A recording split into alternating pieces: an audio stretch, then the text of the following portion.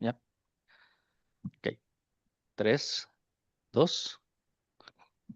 Well, hello. It's my pleasure and honor to introduce Professor Paul Cairney as a keynote speaker at this event.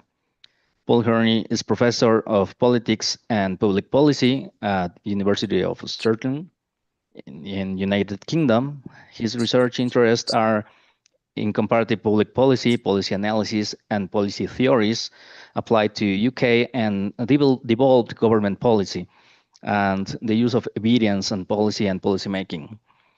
He has written or co-written 14 books, 97 articles in international peer-reviewed journals, and 32 chapters in edited books. His Google Scholar is 57, around 13,000 citations. He has a PhD in politics at the University of Stirling. So, Professor, the floor is yours, and we are listening to with great interest. Thank you very much. Okay, thank you. I'll see if I can share my screen. Sure, we are seeing it.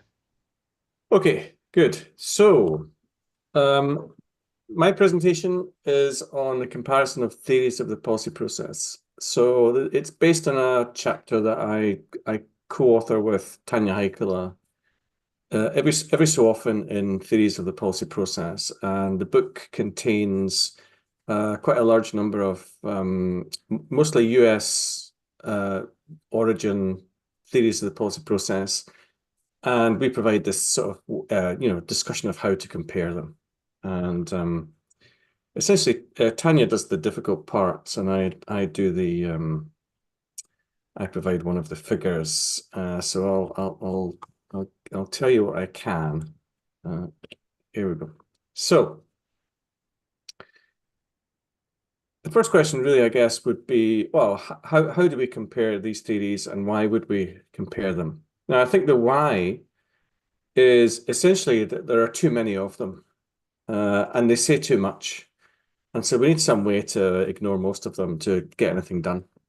So the way I would like to demonstrate that is to just very briefly give you a sense of the breadth of these theories. So with some co-authors, we produced this article recently. It's about the application of largely US policy process theories to Europe, to ask people in Europe, why they used them and how and such like. And as part of that, we had to provide a brief summary of each theory to before we introduced their use.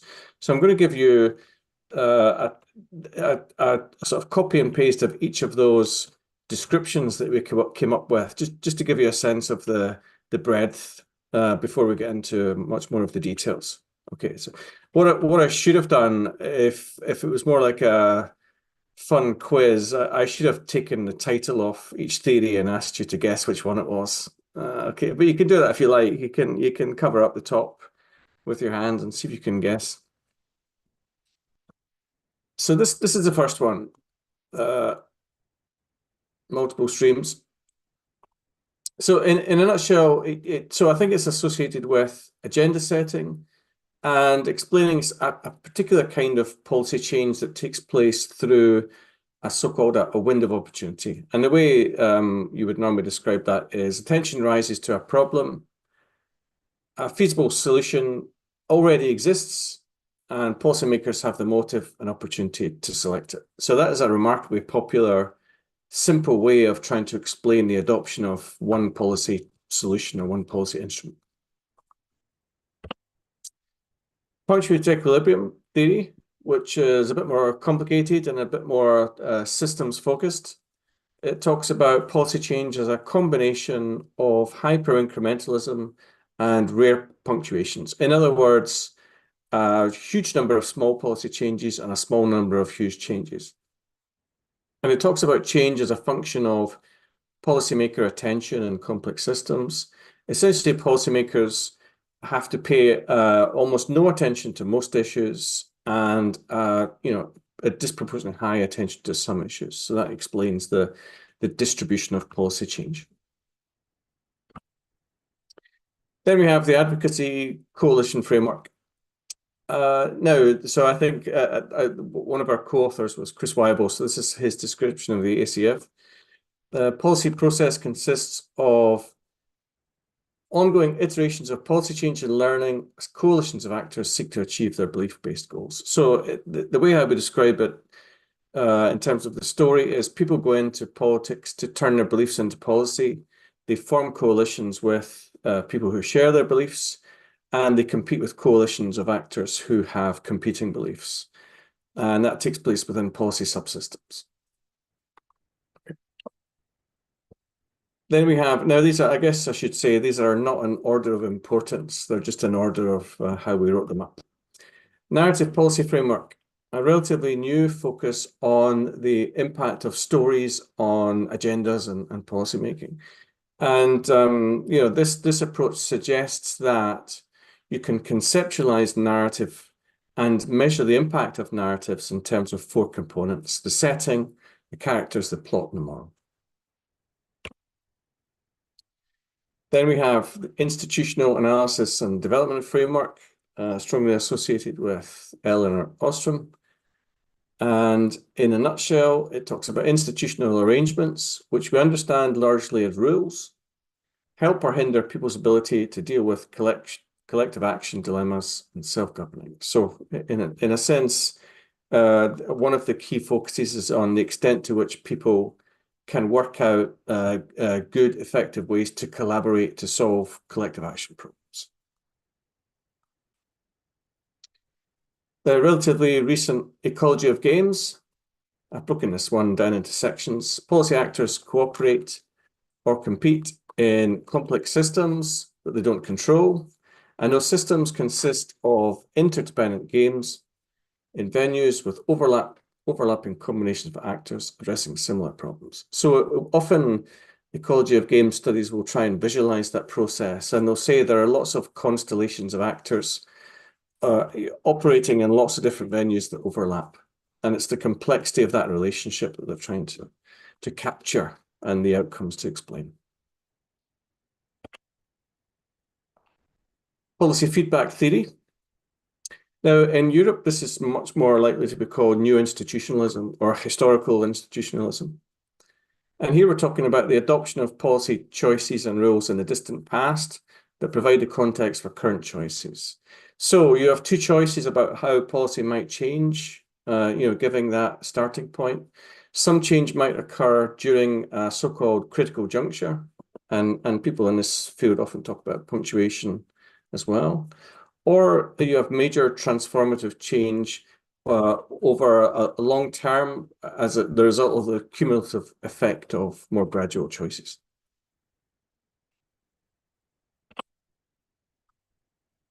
Then you have studies of policy diffusion and innovation. And I guess in Europe, often we would describe this more as policy transfer or policy learning and transfer. And here you're talking about the extent to which a policy solution spreads from one to multiple contexts or from one jurisdiction to another, subject to political contestation in relation to the host context. So there are lots of metaphors about this, about the diffusion of, an ink in water. But really the focus, at least in Europe, is on the extent to which some contexts are relatively receptive to these new ideas spreading. Then we have social construction and policy design associated with Schneider and Ingram. And they talk about policymakers creating and exploiting social stereotypes to determine which social groups should be deserving of government support and which social groups should deserve punishment. And only some groups are able to challenge or exploit this characterization. Okay, so as I said, one of the issues here is that if you're trying to think about how to study, interpret, apply policy theories, there are far too many to manage, or at least for most people. I give it a go. I have devoted my career to trying to understand as many of these theories as possible and keep up with their developments. But even then, if you devote your career to it, it's tricky. So if you're relatively new to the subject and you only have so much time, you soon find that there are too many theories to deal with, and that each theory has too many articles associated with it to keep up with each one. And so almost all of these theories talk about this idea of bounded rationality, which is that policy actors have to find cognitive shortcuts to ignore most information to make choices. And I think students and researchers are no different. They're looking for efficient ways to pay attention to some theories and ignore the rest. And so essentially, we need to find some ways to ignore most of these theories, or at least most studies, because we simply do not have the ability to process all of the information. So that's why we might compare theories of the process to see which ones we should pay most attention to and which ones we can safely ignore. Okay, but the next question really is how can you do that? Now, I've put in brackets, I think the answer is almost always, at least when I'm talking with sort of graduate students, it's almost always the answer is pick the theory that is most relevant to your research question, or use a theory to try and construct a research question that makes sense. But I'll go through some other material first before we come back to that proposition. The kind of the answer that we explore in the chapter is that maybe we can decide which ones to pay attention to based on their quality. Maybe some of them are higher quality than the others, and we can choose between them. But we've increasingly tried to identify different kinds of criteria. So another might be that they have normative value. You know, they engage with pressing political issues of the day, or they provide practical lessons for people engaged in politics as much as studying it. Okay, so, but we largely focus on measures of quality.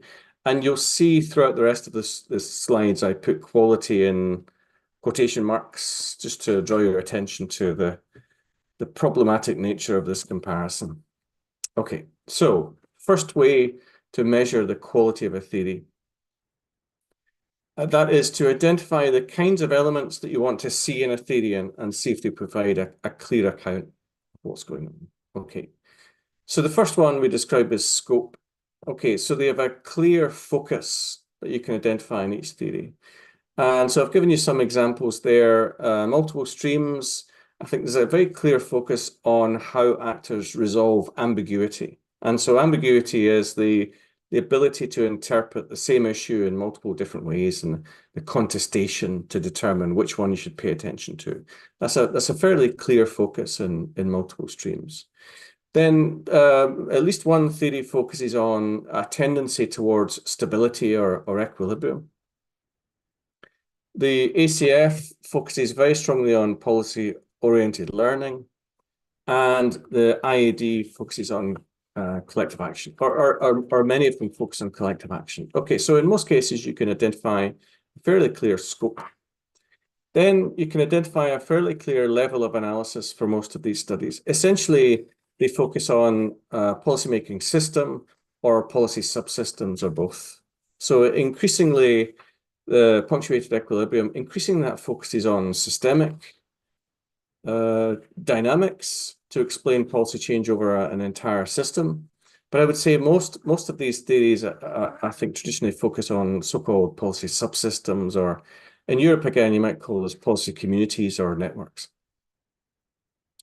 Then you would look for a theory to have, or studies within a theory to have a shared vocabulary. So the concept of institutional friction is well established in punctuated equilibrium theory. The idea of feedback, a kind of systemic idea of feedback, is crucial to at least one theory, including policy feedback. And the role of beliefs is a central plank of advocacy coalition. So essentially, I think whenever I see the word beliefs in a policy book, I think it's going to be the ACF. Okay, similarly, you would expect to find a range of scholars from the same theory sharing the same assumptions. And you would expect them to have some notion of the model of the individual. Now, again, that's not a phrase I particularly use. I think the phrase I tend to use is bounded rationality. Probably, I would say the most famous two-word concept in policy studies is bounded rationality, associated with Herbert Simon. And I'll come back to that in subsequent slides. I would say almost all of these theories, as a shorthand, refer to bounded rationality, but they all have different things that they want to pay attention to when they have that kind of general starting point. And then finally, a key element is that each theory has a demonstrably clear relationship between concepts. And I think the easiest example for me to describe would be the multiple streams framework. I think it's fairly straightforward to describe the 5 main concepts in the MSF. So it's the 3 streams, problem, policy, politics. And then there's some account of policy entrepreneurs. And then something happens when these 3 streams come together during a window of opportunity. So I think that's the one. I think often that's the one my students are drawn to because it's the one that it's easiest to pick up and use. Okay, so that's the first thing. Elements of a theory are well explained and clear. Then the second kind of assessment of quality of a theory would be the extent to which the research program associated with that theory is active and coherent. So essentially you have many research teams conducting studies based on one particular theory. So those applications might be many studies of many contexts, and that can mean applications across many different countries, or it can mean across many different policy sectors. Okay. I mean, in contrast, you know, what you would hope to not see is that applications are largely in one country in a very small number of sectors, which I think is what was associated with some theories, at least in the beginning. Then you're looking for the extent to which these theories have shared methods and a transparent discussion of methods. So I think probably the most famous example of that is the punctuated equilibrium theory codebook, which is used whenever PET research teams conduct the same analysis in different countries. They essentially refer to the same codebook each time, but that's quite unusual. And then the third thing you might look for is that people are refining these theories after many applications. So a classic example of that is the advocacy coalition framework. Its famous flow diagram changed after applications to Europe. You know, it started to include this box on coalition opportunity structures, which was to deal with the fact that they were far more likely to have proportional electoral systems in Europe, and therefore that had to be accounted for within the diagram. Whereas initially the theory had been based on the US, in which you expected a 2-party system. Okay. Now the third element, which is probably the one I'm most interested in terms of the usefulness of a theory, is that it can help to explain all aspects of the policy process. And again, we put the policy process in quotation marks because it's one of those phrases that we use all the time without knowing exactly what it means. But this is the way that I would try and visualize key aspects of policymaking. So in the middle, you've got the psychology of choice, which is that discussion of bounded rationality. And then surrounding that circle, you have key elements of a policymaking environment. And the hope is that each theory is able to account for each of these elements of a policymaking environment. So at the top, you have this focus on many different actors operating at in multiple venues. Okay, so we talk about there are many people who make policy and influence policy spread across many levels and types of government. So we're looking for theories that can help to encapsulate that breadth of activity rather than in one single center of government. Then if we move to the right, we would talk about institutions as the sort of rules or norms associated with each venue. So the next thing we would want to account for is the extent to which each authoritative venue has its own policymaking rules and norms followed by actors. Then most theories have some idea of relationships between policy actors, which we can call policy networks or communities or coalitions. And in some studies, in the sort of classic UK studies, there was this focus on so-called rules of the game within networks. You know, they determined how interest groups could be included or excluded from deliberations. Then in the bottom left, we have this catch-all term ideas. I think in the ACF, you're more likely to talk about beliefs, but I think in the wider policy process studies, we talk about ideas. And I would say there are at least two different forms of ideas that theories need to account for. So one is this idea of worldviews or dominant beliefs that shape all discussion within a particular venue. And the other is ideas as policy solutions that become more or less feasible given that the dominance of particular ideas. And then finally, you can have this as elements 5 and 6, or just have it in one circle like I do. We're trying to account for some kind of discussion of policymaking context and the role of events. Now, for me, context is often a discussion of social and economic context. So in the past, I've done a lot of studies of tobacco control, and the context you're looking for there essentially is how many people smoke, how much revenue does the Treasury take from taxation and smoking, what are social attitudes to tobacco and tobacco control and such like. Those are the kind of socioeconomic context we're looking for. And then you have this list of things associated with the psychology of choice or bounded rationality. So, as I said, almost all of these theories say that they're trying to research the impact of bounded rationality of policymakers.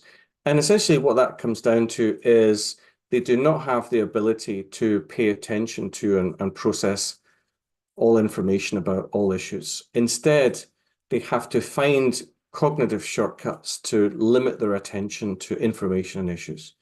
Now, sometimes if with a co-author, if we're trying to be provocative, we'll use this distinction between rational and irrational ways to do it. But really, this is about two different kinds of behavior associated with studies of psychology. One is sort of goal-orientated behavior, where people are identifying a small number of aims and they're getting information from a small number of sources that they trust. That would be the so-called rational way to do it. The other way would be that they are limiting information based on things like their emotions, their gut level understandings, their instincts, or sometimes people use that phrase heuristics, or they'll pay attention to information if they understand it based on a kind of existing reference point. So that's an overarching discussion of bounded rationality, but each theory has this different way of trying to understand the implications in political systems. So with PET, they talk about phrases like disproportionate information processing. So actors ignore most information and pay attention to a small amount. They ignore most issues and pay attention to some. And that helps to explain this distribution of policy change in terms of a small number of big changes and a huge number of small changes. The ACF talks about actors seeing the world through their beliefs and interpreting information through their beliefs, and that kind of limits dynamics like evidence-informed policymaking and that sort of thing. Ecology of games, I think, uses this phrase social tribal instincts, which I think is about people are looking for shortcuts to try and work out with whom they should cooperate within networks, with whom do they trust. The classic Lindblom focus was on trial and error learning. So his idea was if you only have a very limited ability to understand the impact of policies, then you should engage in incremental changes and learn what happens and then make changes again, rather than go for these kind of radical steps. The NPF talks about the ability of the narrator to manipulate their audiences with reference to very simple stories. But I think the dilemma in that kind of research is that maybe the most important part of that is the audience. If the audience has very fixed beliefs, then maybe they are more or less susceptible to these stories. Within the social construction and policy design literature, there's been some debate, I think, about what policymakers are doing when they make these shortcuts. So some studies talk about their strategic use of social stereotypes to justify choices. Some studies talk about their emotional engagement with stereotypes. They actually believe that some groups are deserving of praise or punishment. And then finally, bounded rationality affects policy learning. So to some extent, some learning can be from experts. Some learning can be from the exchange of information and views between many people. Or learning can be about bargaining, learning how to win disputes and so on. And each of those things is about, a kind of highly contested, limited attention to information and seeing the world through particular beliefs. Okay, so if we go back to that, so those are three ways to understand, quality or the things we should pay attention to. And I think traditionally these books, the Theories of the Policy Process editions, the inclusion of each theory was largely based on the scientific criteria identified by the editor. And I think they're essentially US-based books. I think a positive conception of what makes political science scientific. And essentially, in each edition, at least in the beginning, Paul Sabatier would say these theories are included because they are scientific. But since then, you've seen some developments in terms of applications and attitudes towards the comparison of theories. So the main focus initially was on the US. Then I think almost all of these theories have been applied just as much to European countries as North American. And increasingly, people are looking to apply these theories outside of the US and Europe.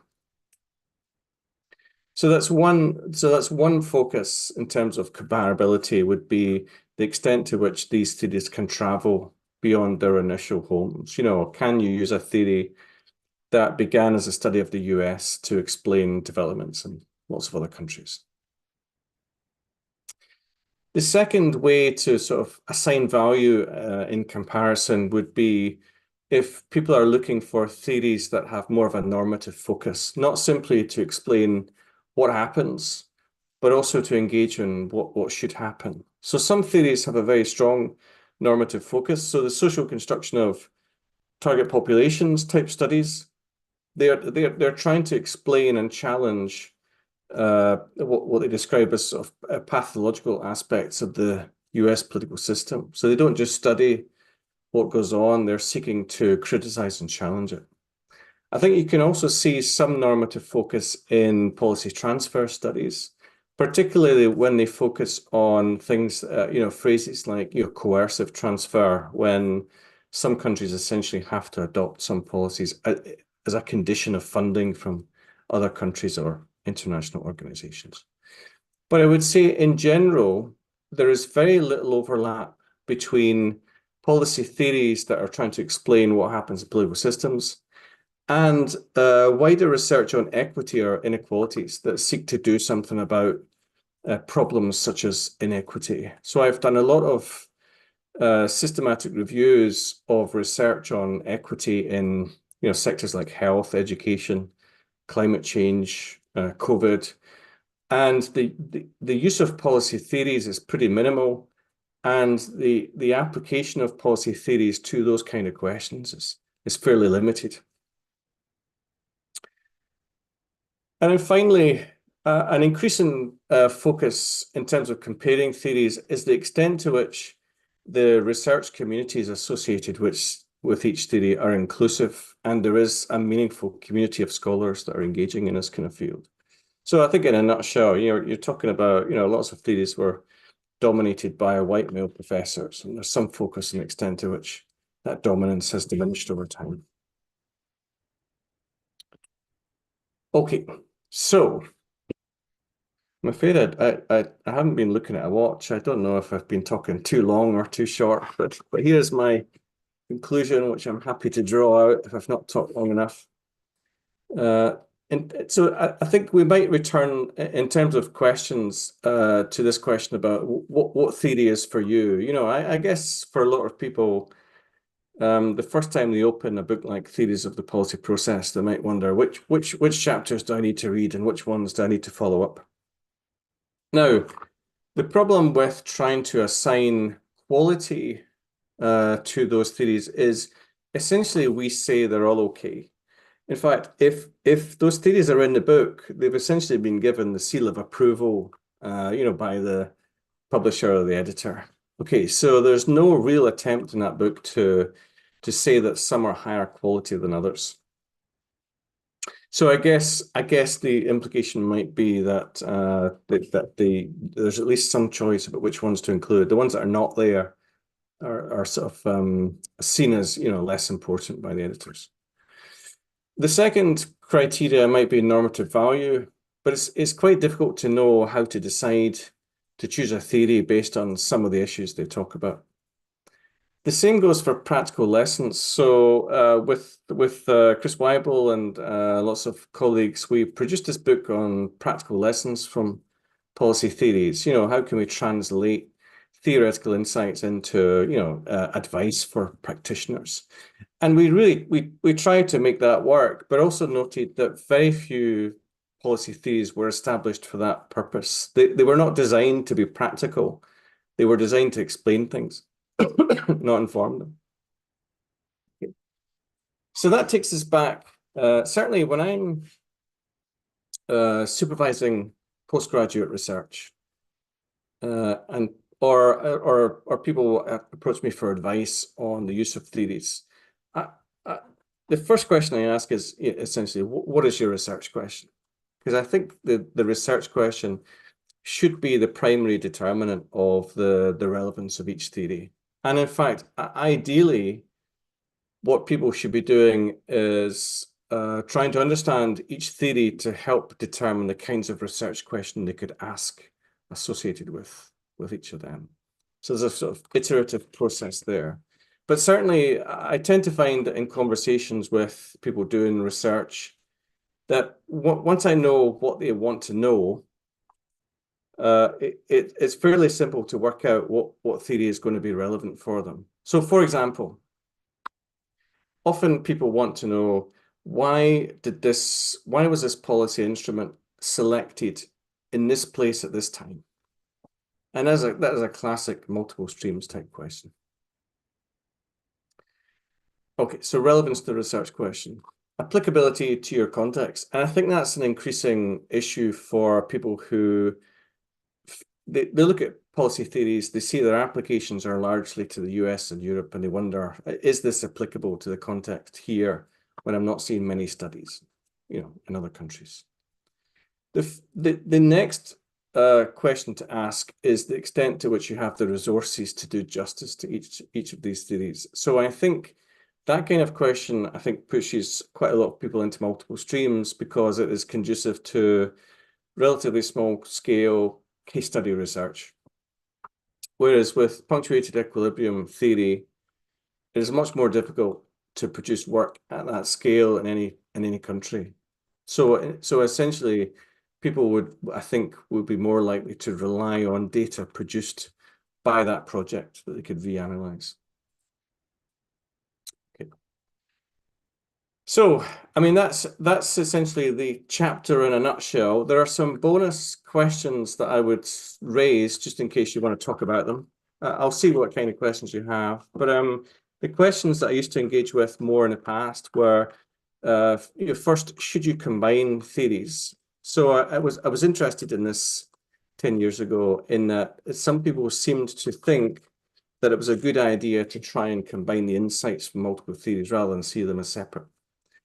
And what I did in the past was identify 3 different ways that you could think about doing that. The first one was trying to come up with some kind of hybrid. based on picking and choosing key elements from each theory. So a sort of a famous exponent of that kind of approach was Peter John, who sort of took elements from insights from different theories to produce a sort of what we call an evolutionary theory.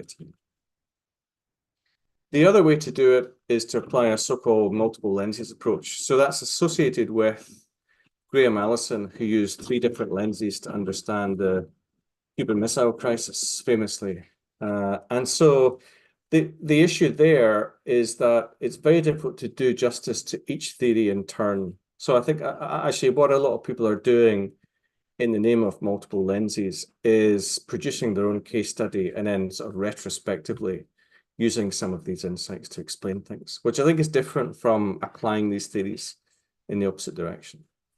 And then the third popular way of thinking about it was this idea of a policy shootout back in the day, which was, can we identify criteria to work out which are most worthy of attention or not?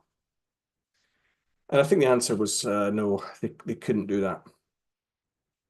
Okay, and then finally, I think certainly when people get to sort of postgraduate research, they start to think, can I produce my own theory, or can I improve upon existing theories? And I think I read, as a reviewer, I read a lot of that kind of work, which essentially people write something like, I've looked at these policy theories, none of them really answers the question I have to ask or addresses the context I face. Therefore, I'm going to produce my own. Or I've got some ways to think differently about these policy theories. And I would say that that's fine if people want to be that ambitious. But when I read most of these attempts to improve or invent theories, well, I find lots of problems with how they do it. We could talk about that some more if you like, or I can just leave that as my own little frustration. Okay. Well, that's my presentation for now. Nice and short, lots of time for questions.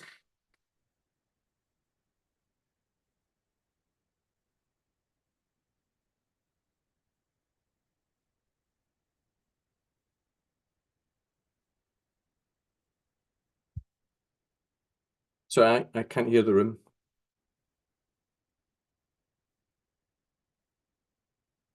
The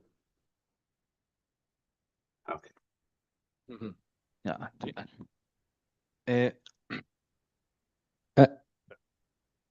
Well, thank you, Doctor. Well, Robert Merton says about social sciences it's not correct to make grand theories because they are too speculative, like philosophy. He says the best way to make social theory is to do middle range theories. So, first question. Could these policy process theories be considered middle range theories? If the answer is yes, are public policy ready to do grand theories like rational choice or system theory?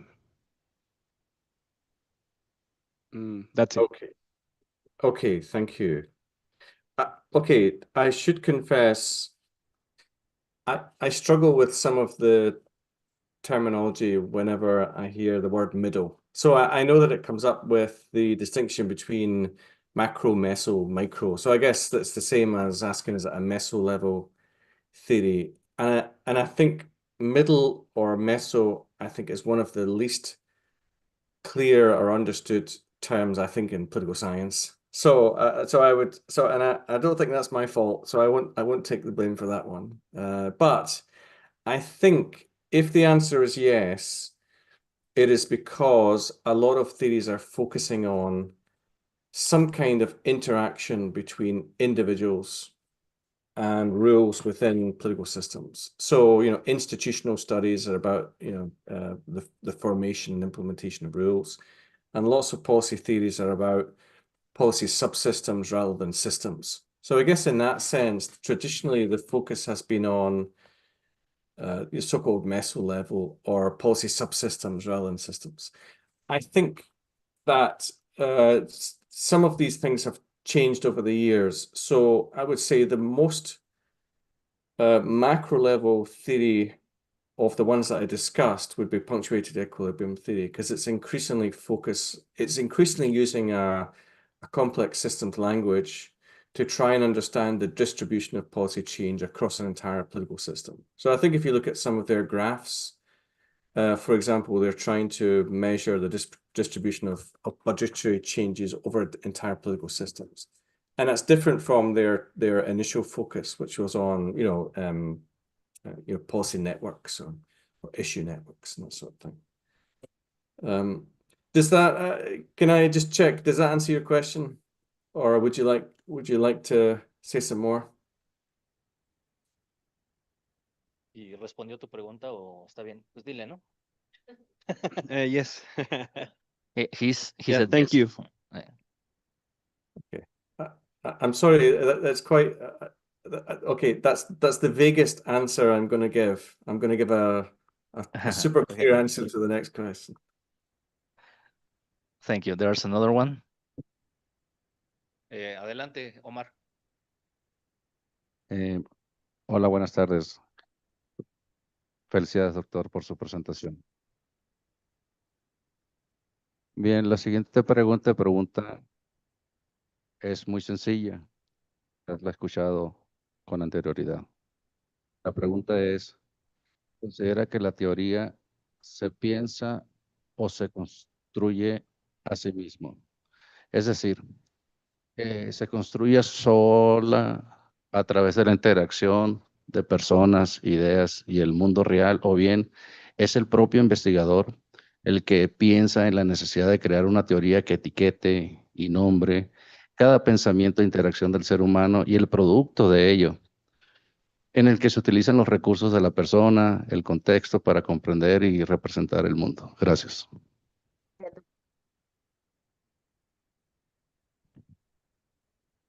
Okay, I take it back. This is not going to be a good answer. These are incredibly philosophical questions. Okay, so as I understand it, the question is, are we applying these theories to describe the real world, or are we socially constructing this world as researchers? Is that the basic idea? Yeah, okay. So, I mean, this one is fascinating for me, because I think the answer from the US positive political tradition is that we're trying to seek general theories from the real world. I think the origin of most of these theories is positivist in that sense. And then I think probably the only exceptions to that approach within the list of theories that I talked about might be social construction and policy design, because it's very much grounded in other philosophies and other traditions. So I think that there's an interesting article written recently by Chris Weibel and Anna Dernova. I think they called it Tempest in a Teapot, I think. And their argument was essentially that you have these positivist theories on the one hand that say they're talking about the real world, and you have interpretive theories that very much emphasize the role of the researcher in socially constructing the world. And they say that there are much more similarities between these approaches than differences, and therefore we can coalesce around some of these issues. Now, I don't know if you engage with these theories, I don't know if that is an easy proposition to accept, because they seem to be remarkably different.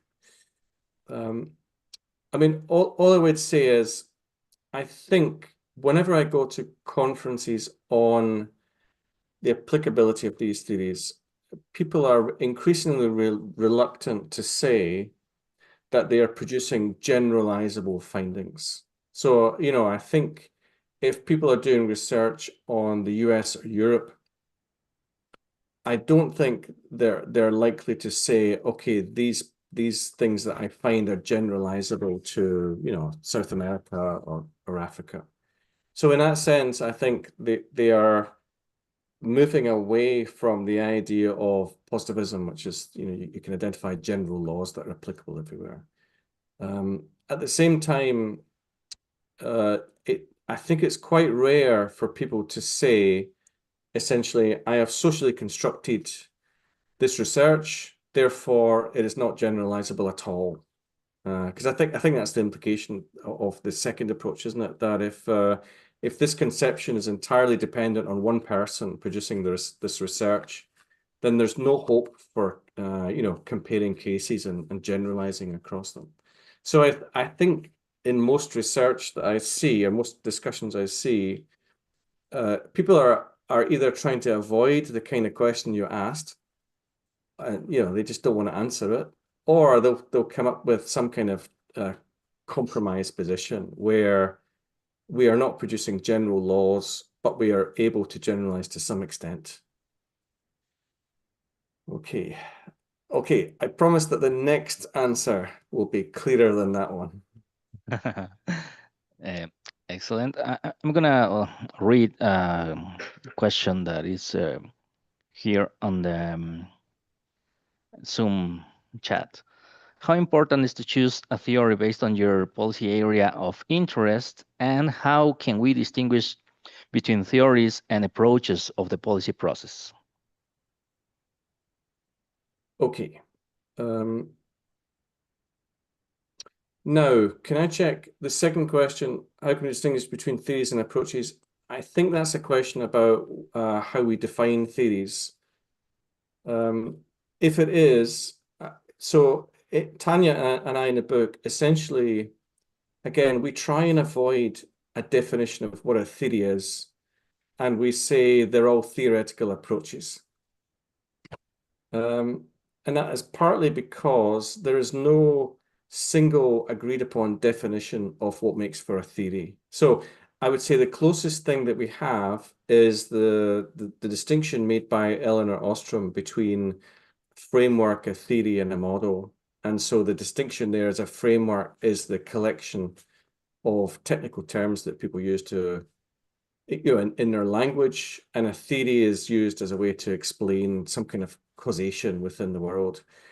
But that's such a, some people really like the framework theory model distinction, but lots of people have not heard of it or don't have a particular attachment to it. So I would say it's very difficult to distinguish between a theory and an approach, because often people will use theory as a shorthand for an approach. Or in fact, a lot of these theories are called frameworks, aren't they? You know, multiple streams.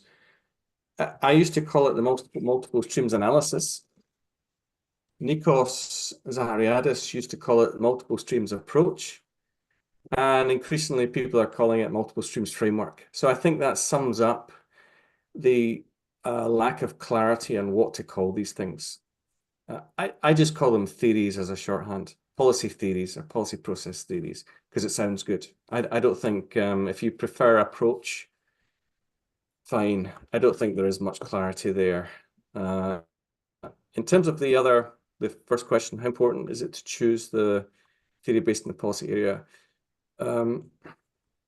So I think that comes back again to this idea of the research question. So there's a policy area. So, I mean, if I'm being honest, most people are studying things that interest them in places that they live. So I mean, I think we sometimes joke about this at conferences. You know, someone will say, so I'll go to a conference and say, okay, I'm comparing Scottish and UK policymaking. And, you know, you would say, well, why am I doing that? Well, obviously the answer is I live there and I'm interested in it because I live there and I see it. But, you know, you're expected to come up with some sciencey answer for the comparison. And, you know, you maybe use language like most similar and most different or something like that. But really, it comes down to what you're interested in and where you live and engage. So I think, yes, very much start with the policy issue or area you're interested in. I certainly, that's what I say to my postgraduate students when they're doing a dissertation, the first thing I say to them is choose a topic that you are going to be interested in for 3 months at least. Don't choose it for some artificial science reason, because it will be a very punishing and dispiriting process. So yes, very much start with the policy area of your interest. And if you do that, I think that will produce a question that will likely lend itself to analysis by one of these theories over another. And so I certainly am very comfortable with that order of things. Choose the thing you're interested in, choose a research question that matters to you, then find a theory that is relevant to that question in that order. Okay, excellent, profesor. ¿Hay alguna otra pregunta acá? ¿No? Vayan formulándolo. Okay, no, please, hear you. Muchas gracias, doctor Paul, por su presentación. Mi pregunta es en relación a qué recomendaciones nos daría ahora que estamos justamente, ¿no?, en nuestro proceso de selección de teorías, porque en general, digamos, nos interesa pues nuestro contexto, sobre todo el contexto latinoamericano.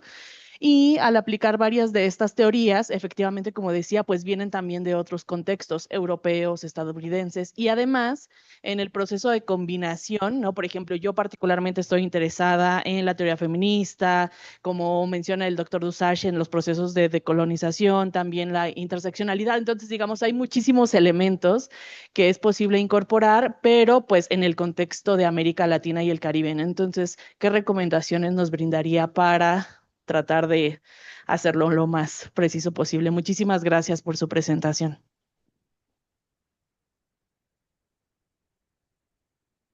Okay, thank you. I was hoping to get one easy question. So, okay, I think it's fair to say that, oh, sorry, 1 second, I've turned off my transcription.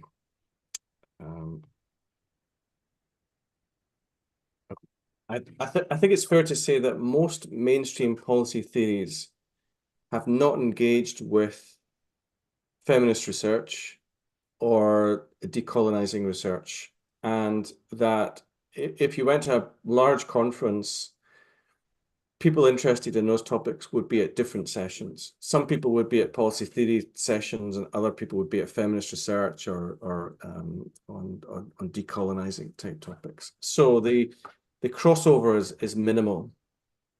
And in fact, I have a colleague who's working on a review just now on feminist research and policy theories, and tends to find that the crossover is fairly low in general. Now, I think there are some exceptions that give a sense of the possibilities.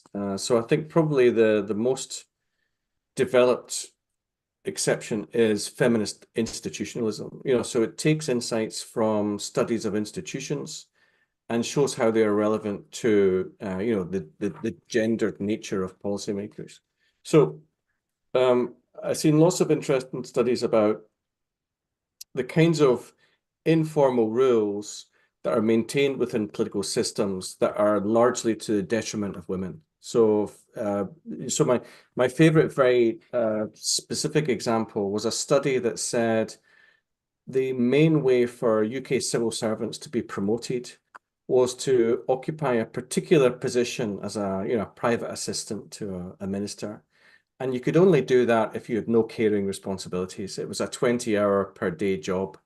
So it was largely men fulfilling the jobs that were essential to promotion within a civil service.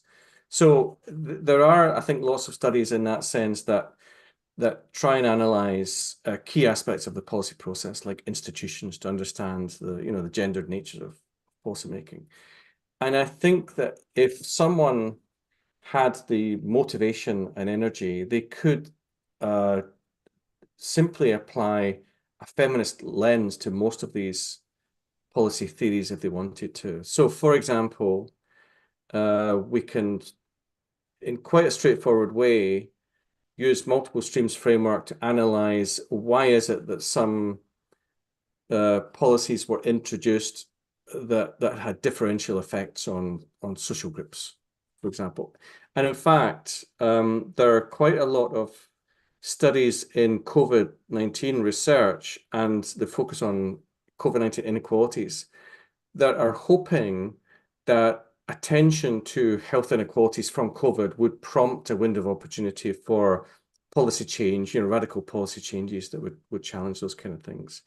There are also articles that that have a similar sense of punctuated equilibrium. They essentially say, well, lots of governments have shown that they can pay high and sustained attention to inequalities, and therefore, during a crisis, and therefore they should be able to do it during normal times.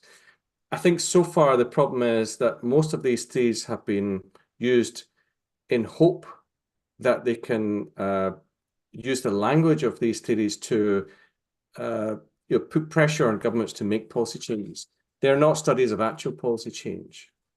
So I'm not sure if that distinction was clear there, but a lot of people are using these policy theories to describe what they would like to see in the world. They would like to see a window of opportunity for more equity in policy, or they would like to see a lurch of attention towards inequalities. But that's different from saying that people in these policy theories are focusing on those issues.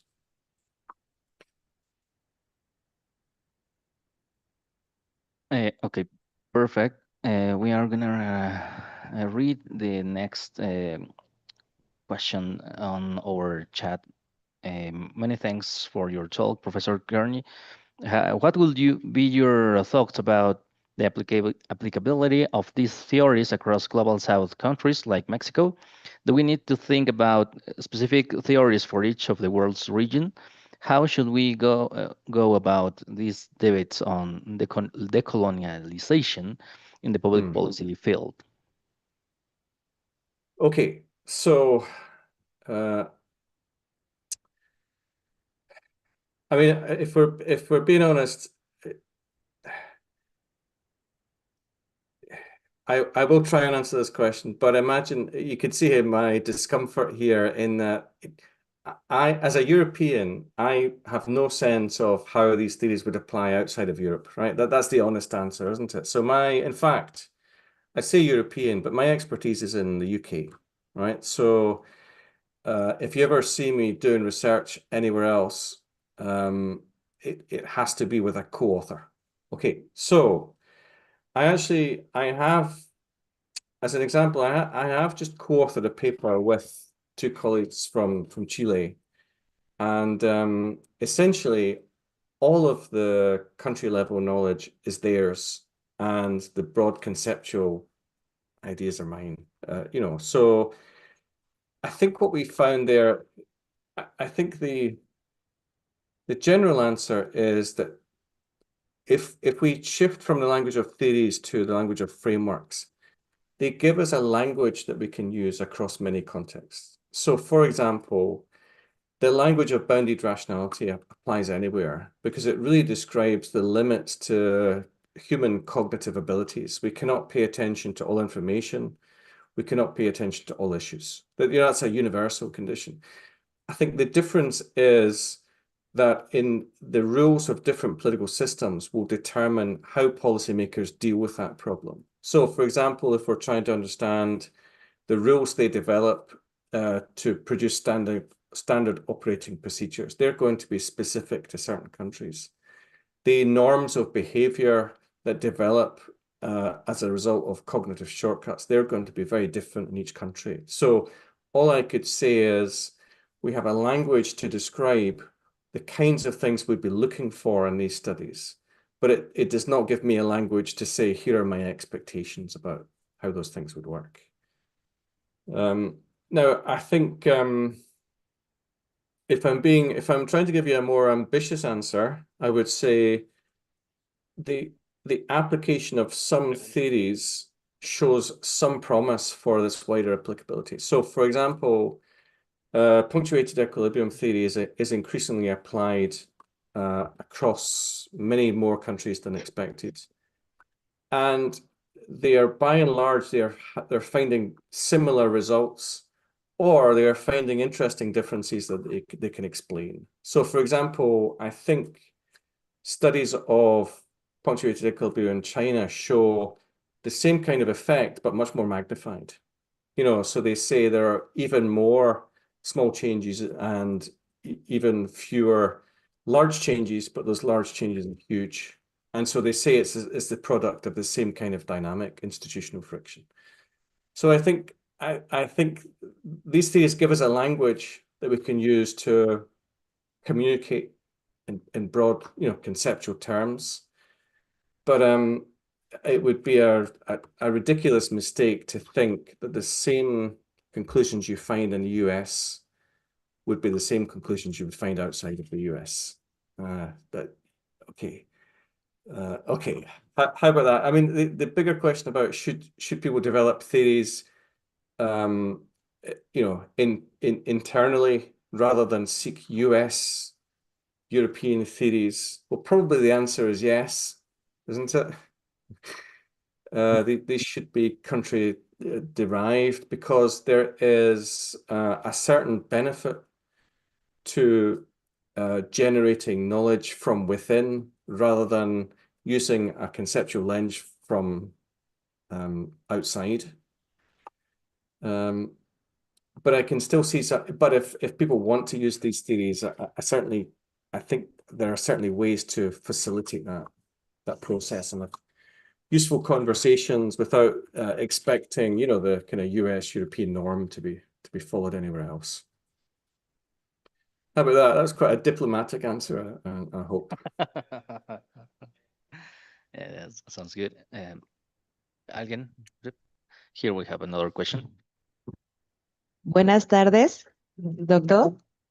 Es un gusto. Mi nombre es Abril. Espero aterrizar bien mi pregunta. Bueno, siendo que las políticas públicas tienen un sentido práctico, o sea, en la vida, o sea, hablamos de resultados tangibles, ¿considera que un aspecto para validar la calidad de estas teorías sería su grado de adaptación o de evolución a través del tiempo? O por el contrario, la capacidad que tienen para dar respuesta a la realidad y mantenerse de forma estática. Eso sería todo y muchas gracias por la exposición.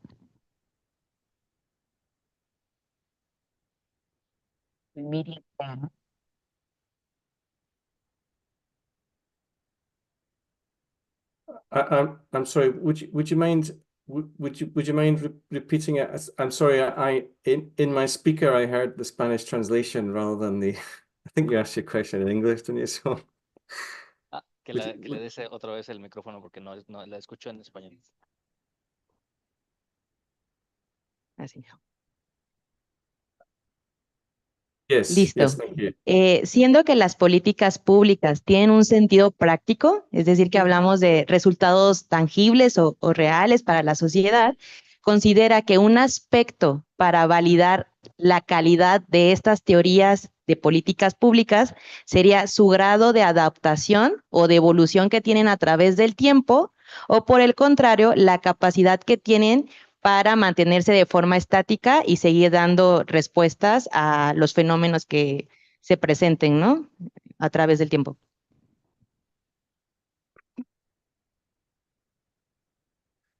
Right. Okay, so that's the theories themselves. Okay, so this is an interesting one. When I was a younger sort of undergraduate scholar, I briefly got interested in the philosophy of science, and I remember the problem that people raised was this idea of essentially conceptual stretching, that whenever someone presenting a theory found evidence that would challenge their assumptions, they would try and change the theory to accommodate the information. And I think that's different from this idea of adapting a theory to explain new contexts. So I think probably initially this comes down to the motivation of the scholars to adapt the theories you're talking about. So conceptual stretching, bad. conceptual flexibility good?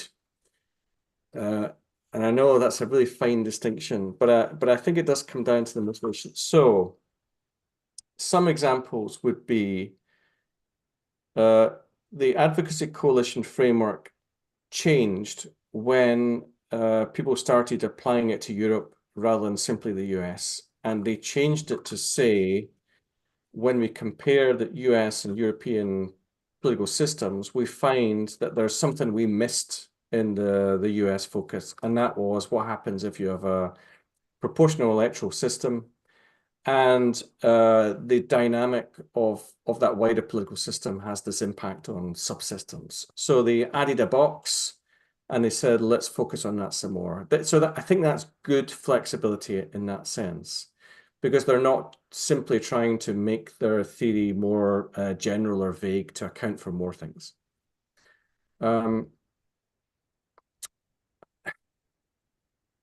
Okay, so I'm trying to think. There's another. This is trickier with something like the multiple streams framework, where you can also see descriptions of that theory changing in similar ways to do with applications initially to Europe, and then I think people are interested in applications to authoritarian states, and I see that changing in ways that I'm still not sure how they'll unfold. Like I can see a clear story of ACF development and flexibility.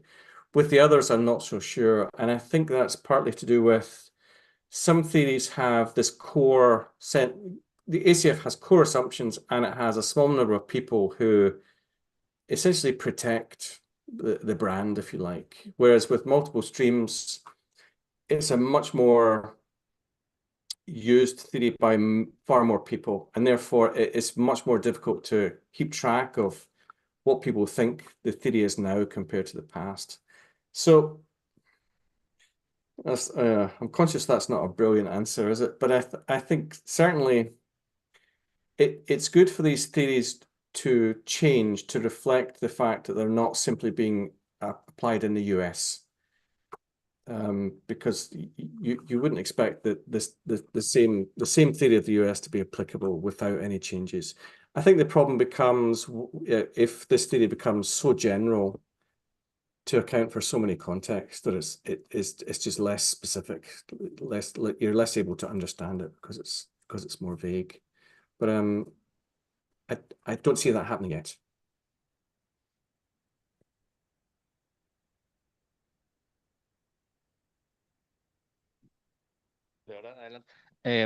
I'm going to read a question that is on our chat.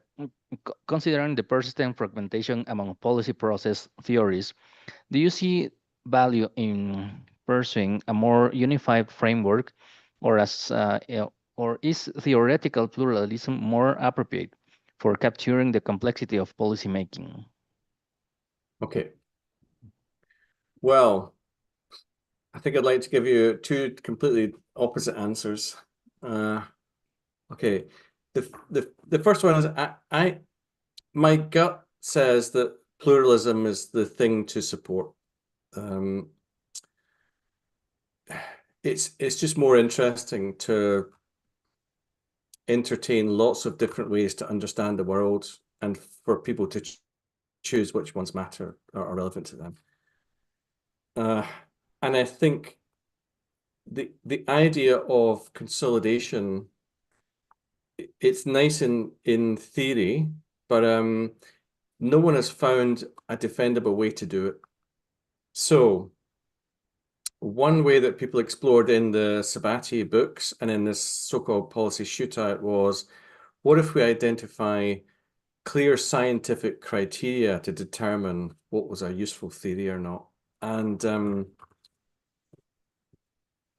I don't think they found a particularly defendable way to try and consolidate, because the criteria used for some theories were just not relevant to others. So instead, I think this might come down to individual scholars trying to consolidate insights from these theories in the service of the case studies they use. I can see that as a more useful. Essentially, people are saying, okay, I recognize there are many theories out there. I can't pay attention to them all. Here is my account of key aspects of one or more theories or something. I think that works for individual studies. It's very difficult to envisage a time when there's some way to reduce the number of theories in a way that everyone will accept. I think probably the only practical way that happens is if essentially a lot of researchers use one theory and very few researchers use another theory. That may be a way to reduce the level of choice simply through the choices of researchers. Now, my impression of the early Sabatier books was that that might have been a reason to drop multiple streams eventually, but then that took off again. You know, that's gone from being fairly unpopular to remarkably popular. So therefore, you know, suddenly it's useful again.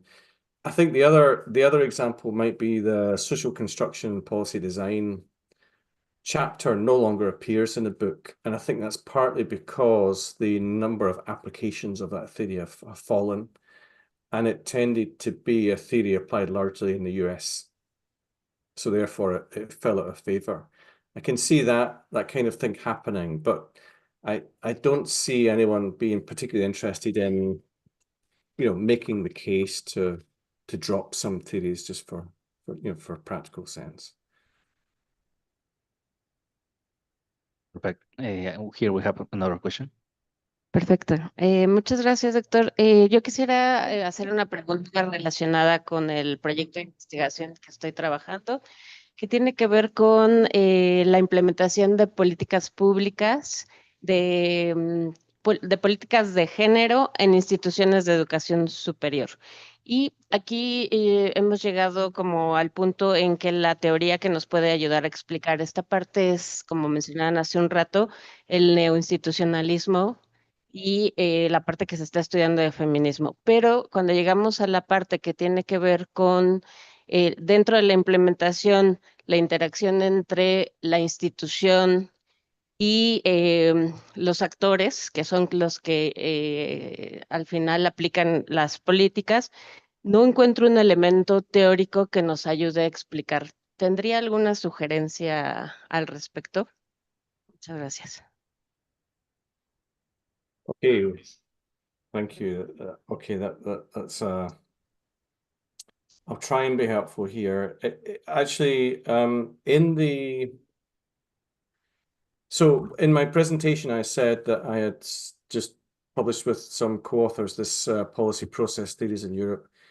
And one of the other papers in that series was by Giliberto Capano, and he pretty much said that policy theories do not really study implementation.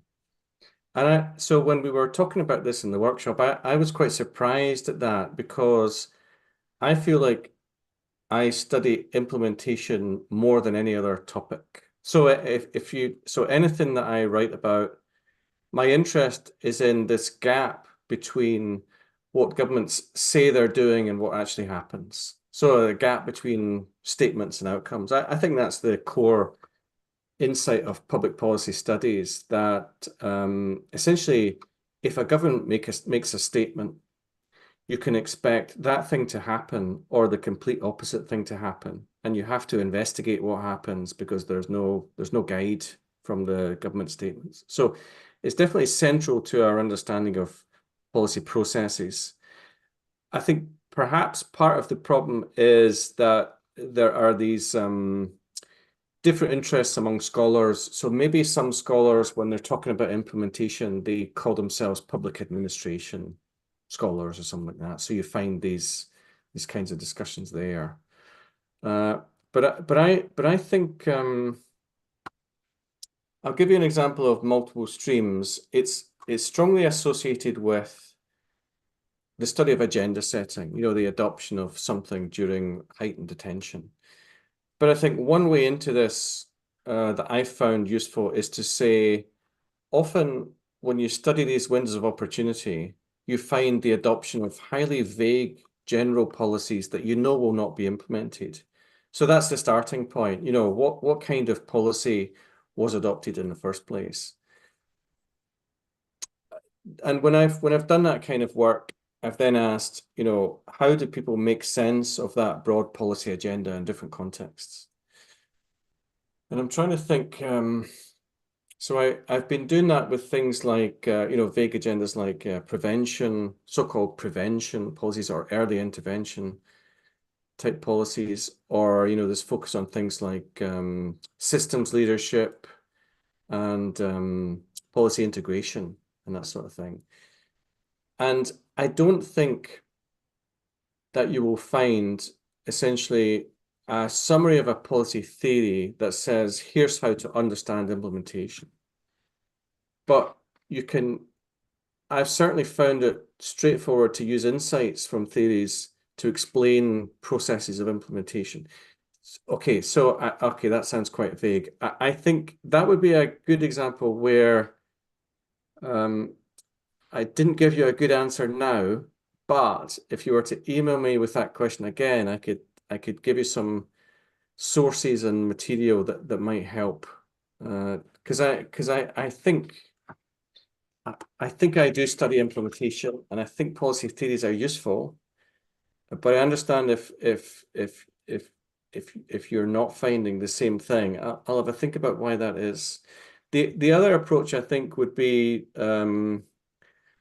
complex systems type theories talk about this idea of emergence, and this is, you know, the emergence of outcomes in the absence of central control or something like that.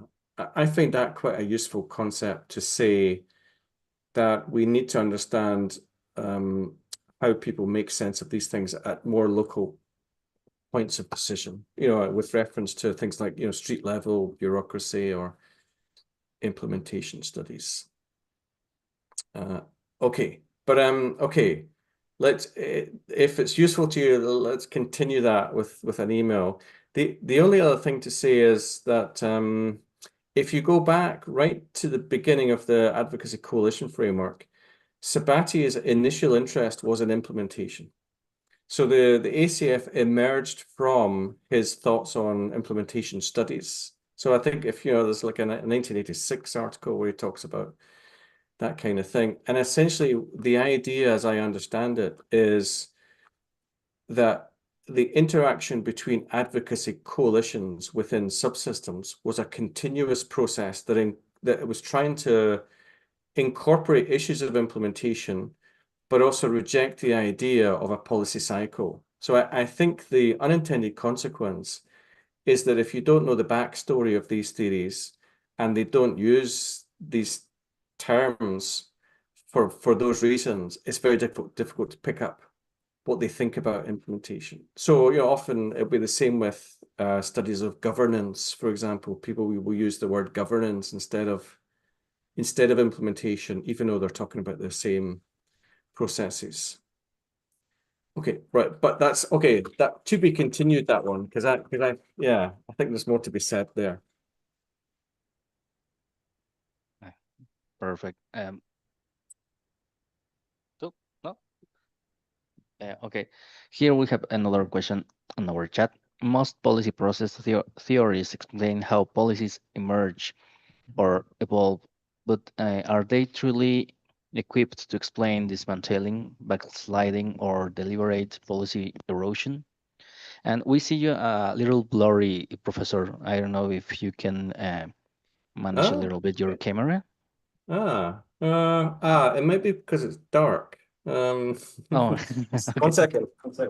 Thank you.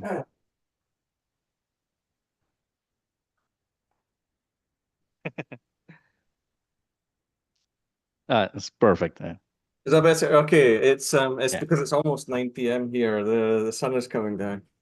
Okay. Well,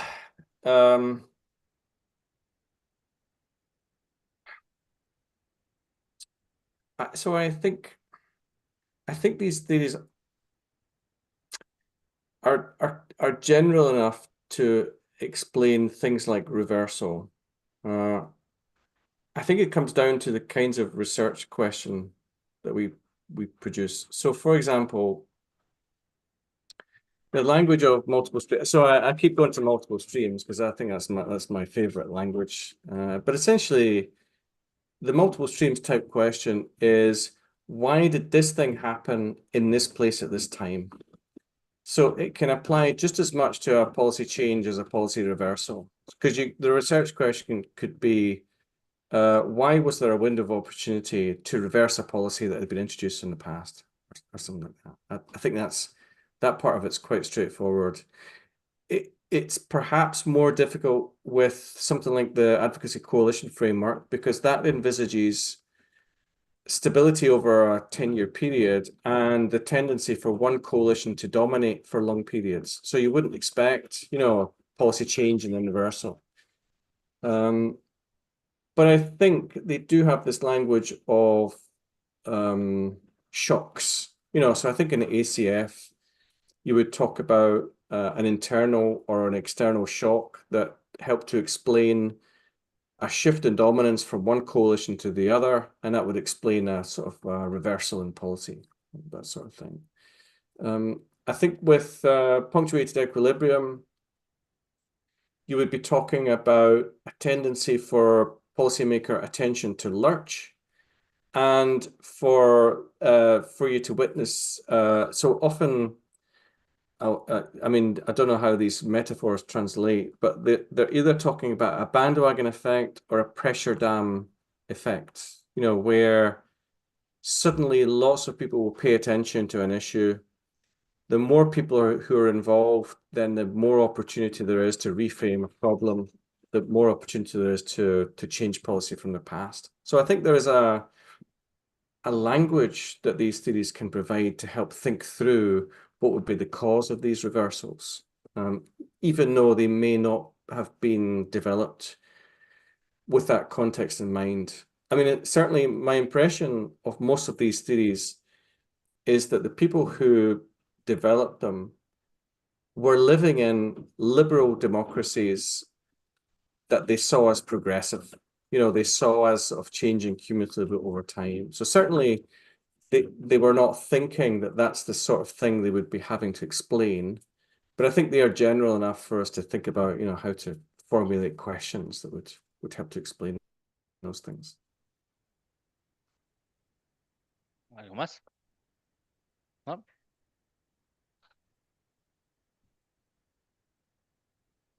Okay. It's been my pleasure having you with us, Professor. Really, I appreciate your time, and I wish to hear from you very soon, and we could share some research projects in the future. Thank you very much. We really appreciate your effort and at this time you share with us. Well, please keep. Okay, thank you.